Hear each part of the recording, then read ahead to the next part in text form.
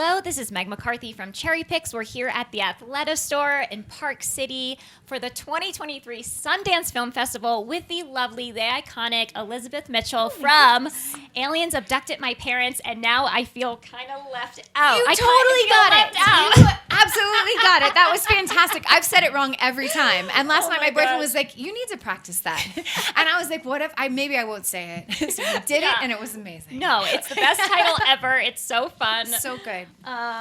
Your performance packs such a punch, as always. Congratulations. It's such a sweet and precious and thoughtful film, truly. It's such a sweet and precious and thoughtful film, and the kids are so good.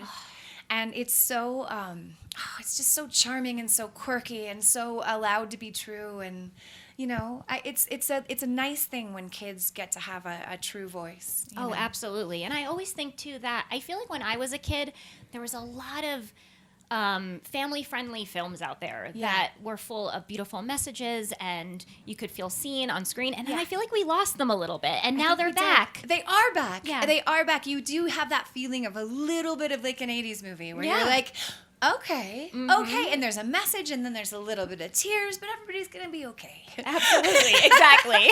You can go to bed at night feeling good. Go to bed at night and not feel like, why did I have to see that? What just happened to me? No, totally. And I think, too, it's sometimes feeling misunderstood and feeling like you can't be yourself makes you feel like you're on a different planet. I felt like what a beautiful, allegory to kind of set this in a sci-fi kind of universe. I love that so much. Yeah, I identified with the main character so much because that was me as a teenager. I never understood like how you fit in or how people seem to live their life with so much ease. Yes. And I still don't. Like, I'm such an awkward, dorky person. And so for me, awkward, dorky movies are my favorite because I'm like, yes, okay, yes. Mm-hmm. Oh, they're so important. And because I feel like we all maybe are a little awkward and dorky, but some people are just afraid to show that side, and they're better at covering. They are. Yep. Don't cover. Don't cover. You can let your inner dork out. I'm here. Yeah, right? It feels good. All good. It's so nice.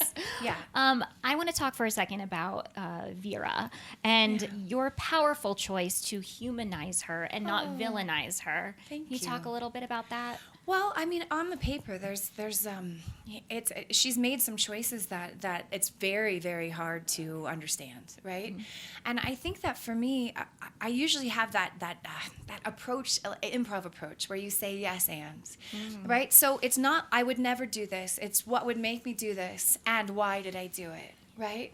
And she had some powerful reasons, and I don't think she likes herself much, right? But I think that she tries to push that away, compartmentalize like we do. So I think that the humanizing was really the only way that I could play her, because the only way that things are interesting to me is if I make them true for myself. Oh, yeah. And that's so selfish because it's more fun.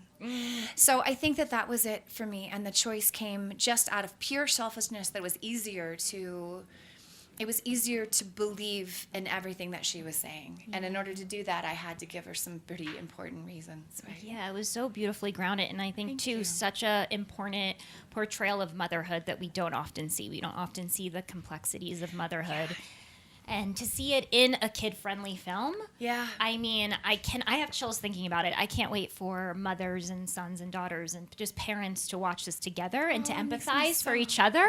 Yeah, the humanness of our choices. Yeah. And how women aren't just born coming into the world being perfect mothers, being perfect people, knowing how to live life. I mean, I even say to my own son sometimes, hey, this is my first time. Give me a break. I have never done this before. I know I look big and important, but I really have no idea. Oh my gosh, yeah, right? Absolutely. And I think too, like opening those conversations so kids can ask parents questions or vice versa, and like having that kind of mutual respect. And so good. It's just great. This film's so wonderful. Before I let you go, I would love to know, is there a sci-fi film? We talked a little bit about this earlier about feeling seen. Was there a sci-fi film when you were a kid that really made you feel seen?